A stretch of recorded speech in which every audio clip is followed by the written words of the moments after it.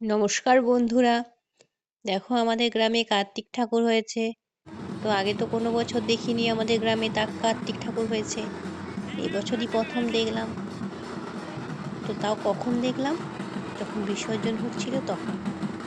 ভেতর থেকে শুনলাম ঢাকের আওয়াজ, বাইরে দেখছি কিছু একটা ঠাকুর আসছে যেটা বিসর্জন হওয়ার জন্য যাচ্ছে। আমরা তো জানলামই না কি ঠাকুরগুলো।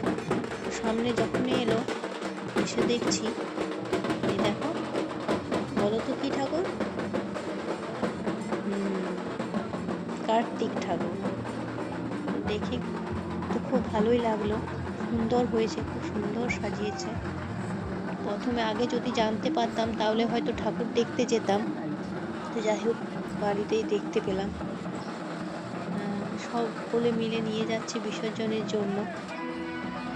তোমাদের কার তোমাদের কার কার গ্রামে কার্তিক ঠাকুর হয় আমাকে কিন্তু জানিও। এই দেখো, বিসর্জনের জন্য সকলে মিলে নিয়ে যাচ্ছে, কত আনন্দ করে। দেখো, তোমরা দেখতে থাকো, আমিও দেখি। টাটা।